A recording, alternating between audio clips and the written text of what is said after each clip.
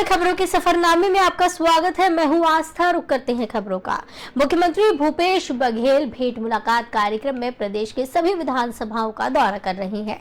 मनेन्द्रगढ़ विधानसभा में भेंट मुलाकात के दौरान तीसरी कक्षा में पढ़ने वाली 8 साल की नन्ही बच्ची वर्षा मिश्रा से भी भूपेश बघेल ने मुलाकात की। मुख्यमंत्री ने वर्षा को अपने पास बुलाया और उनके परिजनों से बात की।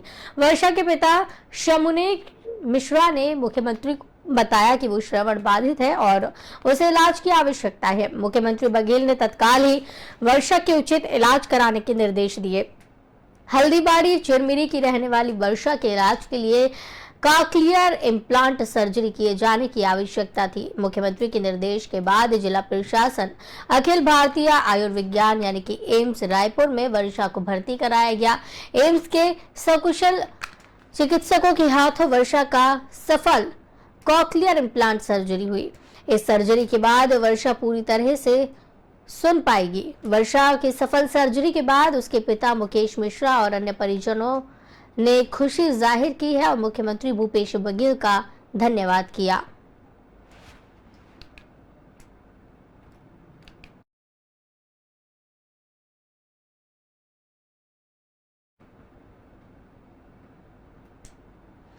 पलवल में पब्लिक स्कूल वेलफेयर एसोसिएशन के पदाधिकारियों ने अपनी मांगों को लेकर जिला अतिरिक्त उपायुक्त आनंद कुमार शर्मा को प्रदेश के मुख्यमंत्री मनोहर लाल और उप मुख्यमंत्री दुष्यंत चौटाला के नाम एक ज्ञापन सौंपा गया।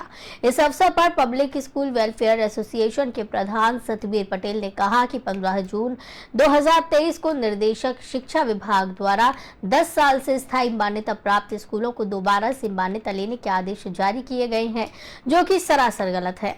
ज्ञापन के माध्यम से उन्होंने ये मांग की है कि इस आदेश को तुरंत प्रभाव से रद्द किया जाए। इसके अलावा शिक्षा बोर्ड द्वारा कराई गई बोर्ड की परीक्षाओं में किसी कारण से गैर हाजिर रहने वाले अध्यापकों पर 5,000 रुपए का जुर्माना लगाया जाए, जिसे माफ किया जाए। वहीं MIS पोर्टल पर आ रही विसंगतियों को तुरंत प्रभाव से दूर करने की बात कही गई है और पलवल जिले के 26 निजी स्कूलों को दोबारा से स्थायी मान्यता लेने के लिए शिक्षा विभाग द्वारा जो दबाव बनाया जा रहा है उस आदेश को भी वापस लिया जाए। हमने माननीय मुख्यमंत्री जी के और माननीय उप मुख्यमंत्री जी के नाम ज्ञापन दिया है। हमारी प्राइवेट स्कूलों की 4 मांग हमने इस माध्यम से उठाई हैं। पहली मांग है कि 10 साल जिन स्कूलों को मान्यता लिए हो गए हैं उनको दोबारा से मान्यता लेने का शिक्षा निदेशालय ने आदेश जारी किया है। हमने मांग की है कि वो आदेश निरस्त किया जाए। दूसरी मांग हमारी MIS पोर्टल पर कुछ विसंगतियां हैं, उन्हें दूर करने के लिए हमने सरकार से मांग की है। माननीय उप मुख्यमंत्री दुष्यंत चौटाला जी एवं हरियाणा के माननीय मुख्यमंत्री मनोहर लाल जी के नाम ज्ञापन दिया है। इसमें हमारी 4 हमने जो मांग है हमारी, पहली है जो 10 साल जो हमारी मान्यता हो गई है उसका गवर्नमेंट ने निर्देश दिया है कि इसको दोबारा से रिन्यू कराइए। इसका हमने पुरजोर विरोध किया है। इसके अलावा कुछ हमारे MIS पोर्टल है उसमें कुछ कमियां हैं, उनको पूरा कराने के लिए भी हमने ज्ञापन दिया है। इसके अलावा हमारे जो शिक्षा बोर्ड भिवानी जो है उसके द्वारा जो एग्जाम सेंटरों पे जो प्राइवेट स्कूलों के जो अध्यापक हैं वो किसी कारणवश नहीं पहुंच पाते हैं और उनके नहीं पहुंचने की वजह से 5,000 रुपये प्रति अध्यापक का फाइन लगाया है, जो कि ये सरासर गलत है। इसका भी हम विरोध करते हैं। ये सब मोदी कार्यकाल के 9 साल पूरे हो चुके हैं। इसी के चलते 25 जून को एक महारैली होने जा रही है। कांग्रेस ने बीजेपी पर इसी के चलते निशाना साधा है।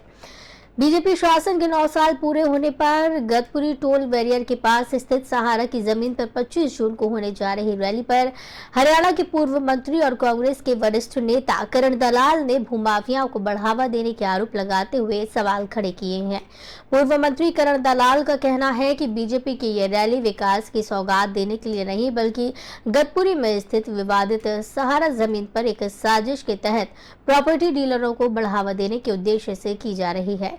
दलाल ने कहा, सहारा की जमीन को बीजेपी नेताओं ने खरीदकर वहां जो प्लॉटिंग की है उसे लॉन्च करने का काम इस रैली के माध्यम से किया जा रहा है, ताकि रैली में आने वाले लोग उस लॉन्चिंग का हिस्सा बन वहां अपनी मेहनत की जीवन भर की पूंजी को लुटा सके। ये वक्तव्य दलाल ने पलवल के विश्राम गृह में प्रेस वार्ता को संबोधित करते हुए कही। दलाल ने कहा कि रैली स्थल वाली ये वही जमीन है जिस पर 6 महीने पहले जिला नगर योजनाकार विभाग ने मुकदमा दर्ज कर तोड़फोड़ की थी। थी, लेकिन बीजेपी सांसद और विधायकों का संरक्षक होने के चलते उन प्रॉपर्टी डीलरों को गिरफ्तार नहीं किया गया। अब उस जमीन को सही साबित कर वहां प्लॉटिंग लॉन्च करने के उद्देश्य से उन्हीं प्रॉपर्टी डीलरों के पैसे से ये रैली करने का ड्रामा किया जा रहा है। दलाल ने कहा कि मुख्यमंत्री मनोहर लाल की ईमानदारी इस रैली से साबित होती है कि किस तरह से वे और उनके सांसद, विधायक और पार्टी और प्रॉपर्टी नेता डीलरों के माध्यम से पलवल और फरीदाबाद के लोगों को लूटने का काम कर रही है।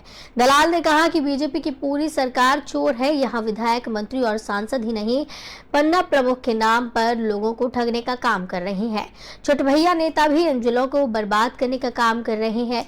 दलाल ने कहा कि जो जिला नगर योजनाकार विभाग एक छोटे से आदमी द्वारा चार दीवारी करते ही जेसीबी लेकर तोड़ने पहुंच जाता है, वहीं आज इतनी बड़ी विवादित जमीन पर रैली के नाम पर बनाई गई सड़क को देखते तक नहीं गया। उन्होंने कहा कि कांग्रेस सरकार आने के बाद इन प्रॉपर्टी डीलरों के साथ साथ उन्हें संरक्षण देने वाले बीजेपी नेता और अधिकारियों का इलाज किया जाएगा। जो सहारा ग्रुप की जमीन को जो वहां खरीदा गया और सहारा ग्रुप की जमीन में ही रैली का स्थल बनाया गया है, वहां नाजायज कॉलोनी भाजपा के नेताओं द्वारा काटी जा रही थी। वहाँ नाजायज तौर पर सड़कें बनाई हुई, प्लॉटिंग की हुई।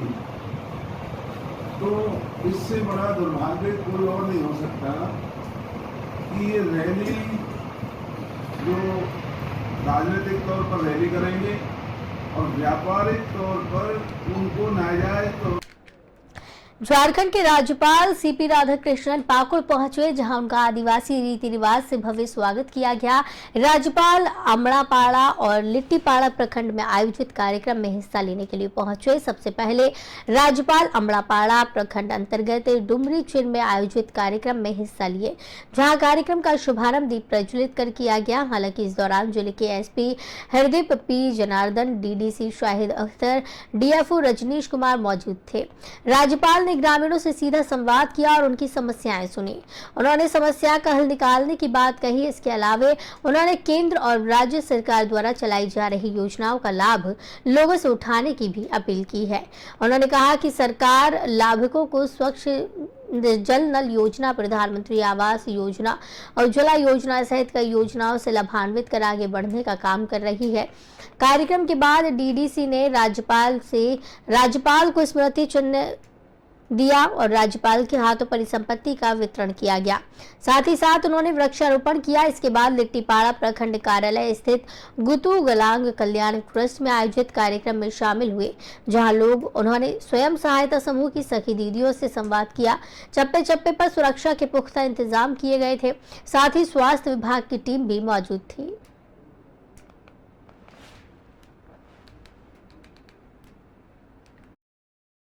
You see, the self-help groups is the most successful government-aided scheme in the whole country. The self-help group is making a revolution in the revenue of the families, and it is giving an woman empowerment automatically. सिर्फ सरकार के द्वारा सोचने से या उनके भरोसे पे रहने से सब कुछ नहीं हो जाता, हमें खुद से भी प्रयास करने की आवश्यकता है। और इन्होंने सेल्फ हेल्प ग्रुप जो आप यहाँ है, उनकी बहुत तारीफ की है कि सेल्फ हेल्प ग्रुप के माध्यम से बहुत अच्छा विकास हो रहा है और आगे भी बहुत अच्छा विकास होगा, उन्हें बहुत लाभ मिलेगा। Few years back, we don't know how to open an account with the bank. When we don't know how to open an account with the bank, where is the question of getting a loan from the bank for the development of? Palwal में कांग्रेस प्रदेश अध्यक्ष उदयवान ने BJP सरकार पर निशाना साधा और कहा कि पलवल जिला ही नहीं पूरे प्रदेश में किसानों की सरकार द्वारा दुर्गति की जा रही है। प्रदेश के किसानों की खराब हुई फसल का मुआवजा आज तक नहीं मिला।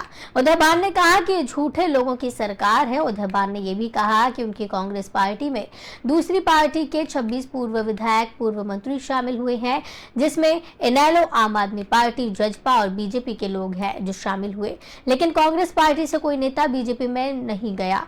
लोगों ने अब मन बना लिया है कि कांग्रेस को लाना है और बीजेपी को भगाना है। पलवल में कांग्रेस पार्टी के प्रदेश अध्यक्ष उदयवान ने कहा कि ये प्रदेश की बीजेपी सरकार झूठे लोगों की सरकार है, क्योंकि पलवल जिले के किसानों को उनकी बर्बाद हुई फसल का मुआवजा आज तक नहीं मिला। उन्होंने कहा कि पलवल जिले ही नहीं पूरे प्रदेश के अंदर जो किसानों की बारिश और ओलावृष्टि की वजह से फसल खराब हुई उसका मुआवजा आज तक किसानों को नहीं दिया गया। उदय भान ने कहा कि यह झूठों की सरकार है, इनको किसानों की कोई चिंता नहीं है, केवल ढकोसलाबाजी और जुमलेबाजी के सिवाय सरकार पर दूसरा कोई काम नहीं। उदय भान ने कहा कि सरकार ने ड्रोन के जरिए सर्वे कराकर ये कह दिया कि उन्होंने किसानों की खराबी फसल का सर्वे करा लिया है, लेकिन जब किसानों ने अपनी खराबी फसल की गिरदावरी पोर्टल पर चढ़ावानी चाहिए तो इनकी क्षति पोर्टल किसानों को बंद मिले, ये शुरू ही नहीं हुए और इनके पटवारी कहीं पर भी नजर नहीं आए और सरकार ने कोई भी गिरदावरी नहीं कराई। किसान आज तक मुआवजे की बाट देख रहे हैं, कब उन्हें सरकार मुआवजा देगी ये सवाल है। उदय भान ने कहा कि केवल बीमा कंपनियों को सरकार लाभ दे रही है, किसानों को कुछ भी नहीं मिलता। किसान अपनी फसल का बीमा भी कराते हैं लेकिन बीमा कंपनी किसानों को कुछ नहीं दे रही है, केवल अपना लाभ कमा रही है। उदय भान ने कहा कि सरकार द्वारा किसानों के साथ बहुत बड़ा धोखा किया जा रहा है, जिस वजह से किसान धरने आज लगातार दे रहे हैं, उनकी कोई सुनने वाला नहीं है।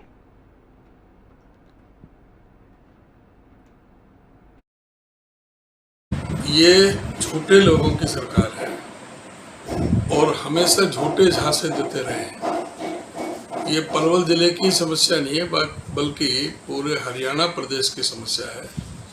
इन्होंने ड्रामा किया। एक तो पहले जो उसी समय जिस समय फसल क्षतिग्रस्त हुई थी तो इन्होंने वो भेजा ही नहीं गिरदावरी के लिए, स्पेशल गिरदावरी के लिए, और एक वो ड्रोन से घुमा करके वो कहते हमने सर्वे कर लिया। पटवारी मिलते नहीं थे इनके, जो इनके पोर्टल बंद हो जाते हैं तो उस समय कोई भी एंट्री ही ये करना बड़ा वो मुश्किल हो जाता है। ये सिर्फ घुमाते हैं और यही कारण है कि जो बीमा कंपनी वालों को देते हैं, बीमा कंपनी वाले यहाँ से किसानों को कुछ नहीं मिलता, बीमा कंपनी वालों की कमाई होती रहती है। तो अभी भी इसमें जो पीछे जो फसल खराब हुआ था, इन्होंने कहीं भी पूरे प्रदेश की शिकायत है, सारे किसानों को परेशान करते रहे बार बार। और रायगढ़ कलेक्टर तारण प्रकाश सिन्हा की पहल से रोजगार कार्यालय के माध्यम से जिले के बेरोजगारी भत्ता प्राप्त करने वाले बेरोजगारों को रोजगार और स्वरोजगार की सहायता प्रदान करने के उद्देश्य से ITI कैंपस रायगढ़ में रोजगार मेले का आयोजन किया गया। इस मेले में 19 कंपनी बेरोजगारों की काउंसलिंग कर उन्हें रोजगार प्रदान करेंगी। स्वरोजगार के इच्छुक बेरोजगारों के लिए DIC अत्यवसायी विभाग और खादी ग्राम उद्योग विभाग द्वारा विभिन्न क्षेत्रों में रोजगार स्थापित करने के लिए आवश्यक जानकारी और सहायता दी जा रही है। इस संबंध में जिला रोजगार अधिकारी RJ राम ने बताया कि इस रोजगार मेले में 19 कंपनियों द्वारा करीब 1100 रिक्त स्थानों पर योग्य उम्मीदवारों का चयन किया जा रहा है। ये ऐसे उम्मीदवार हैं जिन्हें राज्य सरकार द्वारा बेरोजगारी भत्ता दिया जा रहा है। वहीं 3 शासकीय विभागों द्वारा स्वरोजगार स्थापित करने के लिए वांछित जानकारी दी जा रही है। ऐसे सभी बेरोजगारों को कॉल करके इस रोजगार मेले में भाग लेने के लिए बुलाया गया है। वहीं इस मेले में भाग लेने के लिए आए बेरोजगारों की मिश्रित प्रतिक्रिया रही। एक बेरोजगार युवती ने डेटा एंट्री ऑपरेटर के लिए दिए गए साक्षात्कार को सकारात्मक बताया और अपने चयन के लिए आशान्वित नजर आई। कॉलेज में रोजगार मेला लगा है, जहाँ पे बहुत से लोग आए हैं। बहुत देर आप देख सकते हैं यहाँ पे रोजगार काउंसलिंग के लिए। यहाँ पे मैं हूँ लोई से, मेरा नाम जैद है और मैं यहाँ पे डाटा एंट्री ऑपरेटर के लिए काउंसलिंग में फॉर्म डाली थी। उसका काउंसलिंग हुआ, लेकिन मेरे को यहाँ पे अनुभव पूछे, लेकिन मेरे को वहाँ का अनुभव नहीं था, इसलिए मतलब दूसरे ये में चेंज करने के लिए तो दूसरे पोस्ट में चेंज करना पड़ रहा है। जो है इनका लिस्ट में परिणाम जो इसमें डाले हैं। छत्तीसगढ़ शासन कौशल विकास तकनीकी शिक्षा एवं रोजगार विभाग के माध्यम से महत्वपूर्ण योजना बेरोजगारी भत्ता योजना, इसके तहत पात्र आवेदकों को 2500 रुपये का भत्ता दिया जाता है। तो शासन की योजना के अनुसार ऐसे बेरोजगारी भत्ता के 5 हितग्राही को स्थायी रोजगार और स्वरोजगार से भी जोड़ा जाना है। उसी के संदर्भ में आज शासकीय ITI रायगढ़ में काउंसलिंग कैंप का आयोजन किया गया। इस काउंसलिंग कैंप में 19 कंपनियों के द्वारा हमें 1100 से अधिक रिक्तियों की आपूर्ति प्राप्त। समग्र हथकरघा विकास योजना के अंतर्गत आज नगर पंचायत कोरा में संतोषी बुनकर सहकारी समिति के द्वारा नवीन बुआई प्रशिक्षण शिविर का विधायक अनीता योगेंद्र शर्मा ने शुभारंभ किया है। इस अवसर पर विधायक अनीता योगेंद्र शर्मा ने कहा कि निश्चित हथकरघा विकास योजना के अंतर्गत ग्रामीण महिलाओं को रोजगार प्रशिक्षण देकर उन्हें रोजगार दिया जा रहा है, जिससे यहाँ आसपास की महिलाएं लाभान्वित होंगी और उनके बनाए उत्पाद प्रदेश सहित देश भर में बिकेंगे, जिससे इनका आर्थिक लाभ होगा। और हमारी सरकार के द्वारा महिलाओं को स्वरोजगार से जोड़ने के लिए लगातार योजनाओं के माध्यम से, जैसे आज गौठान योजना, महात्मा गांधी ग्रामीण औद्योगिक पार्क के माध्यम से ग्रामीण महिलाओं को रोजगार मिल रहा है, जिससे आज प्रदेश की ग्रामीण अर्थव्यवस्था मजबूत हुई है। ये सब संभव हुआ है हमारे प्रदेश के मुख्यमंत्री भूपेश बघेल के दूरदर्शी सोच का वजह से, जो आज छत्तीसगढ़ के गरीब किसान आमजन लाभान्वित हो रहे हैं और प्रदेश एक विकास की ओर बढ़ रहा है।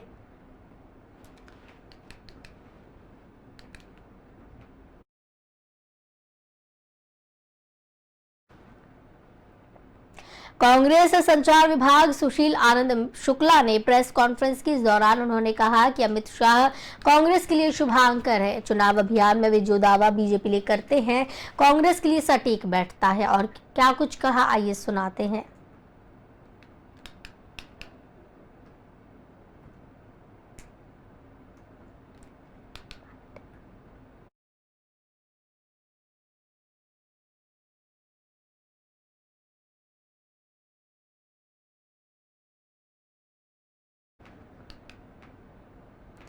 छत्तीसगढ़ की ऊर्ध्वधानी गेवरा के लोगों को कोरोना काल के 4 साल बाद ट्रेन की सुविधा मिलने जा रही है। रेलवे गेवरा रूट से चलने वाली ट्रेनों को कोरोना काल के बाद बंद कर कोरबा से चला रही थी, जिसका लगातार विरोध हो रहा था। अब रेलवे ने 23 जून से 4 पैसेंजर ट्रेनों का विस्तार करते हुए गेवरा से चलाने का फैसला लिया है।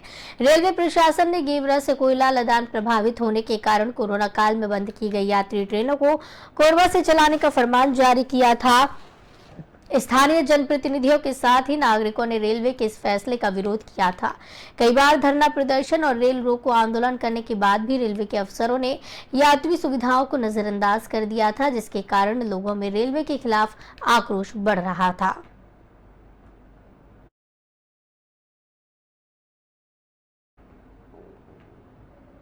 मुख्यमंत्री और अंदस्ता फरीदाबाद ने बड़ी कार्रवाई की है। उनके द्वारा सदानंद बस्ती ग्रीनफील्ड कॉलोनी के राशन डिपो धारक का घोटाला पकड़ा गया। इस दौरान 147 क्विंटल गेहूं, 821 किलोग्राम चीनी गायब मिली। गुप्त सूचना के आधार पर यह कार्रवाई की गई है। गुप्त सूचना मिली थी कि सदानंद बस्ती ग्रीनफील्ड ओल्ड फरीदाबाद थाना इलाका सूरजकुंड जिला फरीदाबाद में राशन डिपो धारक केशव राशन की कालाबाजारी कर रहा है। सूचना के आधार पर उप निरीक्षक खाद्य आपूर्ति अंकित हुड्डा के साथ छापेमारी की गई। निरीक्षण करने पर डिपो धारक केशव कुमार छुट्टी पर गए हुए पाए गए। ऑनलाइन रिकॉर्ड भी देखा गया इस दौरान और इस मामले का खुलासा हुआ।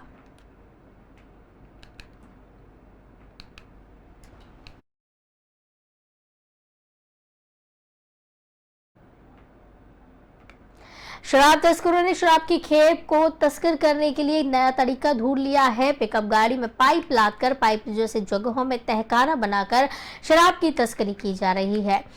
इस दौरान अजीतमल कोतवाली पुलिस जब चेकिंग कर रही थी तो शराब ले जाते हुए इसी तरह से पिकअप गाड़ी को पकड़ा है और तस्कर गाड़ी छोड़कर मौके से फरार हो गए। चेकिंग करने पर पाइप से 3115 शराब के पाउच बरामद हुए।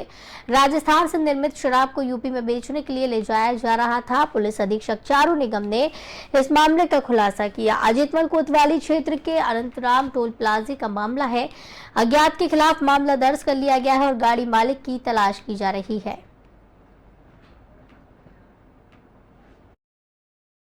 ये इटावा और औरैया के बॉर्डर पे जो टोल पड़ता है अनंतराम, इस पे 22/23 की रात्रि में जो रेगुलर चेकिंग होती है उसके क्रम में लगभग 2 से 3 बजे के बीच में एक बोलेरो मैक्सी ट्रक, उसके चेकिंग में 125 उसमें पाइप लदे थे मोटे। तो उन पाइप के अंदर 3115 pouch 180 ml royal classic whisky के पाउच मिले हैं, जो कि राजस्थान में बनी है और राजस्थान में ही कंज्यूम होने के लिए है। ये जो बोलेरो मैक्सी है इस पर यूपी 32 का नंबर लगा हुआ था। उसके नंबर जब इंजन नंबर चेसिस नंबर से चेक किया गया तो गलत नंबर था। गाड़ी राजस्थान 13 नंबर की गाड़ी है और ये वर्तमान में जो वाहन से पता चला है किसी वाहन स्वामी भी इसके राजस्थान के ही हैं। अभी वर्तमान में इसमें जांच की जाएगी इस गाड़ी को कौन चला रहा था, और जब चौकी इंचार्ज ने अपने हमराही साथियों के साथ इस गाड़ी को रोका तो इसका चालक और उसका जो साथी थे वो लोग उस गाड़ी को वहां पे खड़ा करके और छोड़ के भाग गए। तो वर्तमान में अज्ञात में अभियोग पंजीकृत किया गया है। गाड़ी मालिक के बारे में जानकारी करके कौन गाड़ी चला रहा था और इटावा की तरफ से ये औरैया ये कहाँ कहाँ को जाते हैं इसकी पूरी की तस्दीक की जाएगी। समीचीन धाराओं में अभियोग पंजीकृत अग्रेतर कार्रवाई की जा रही है। इस बुलेटिन में फिलहाल इतना ही। मुझे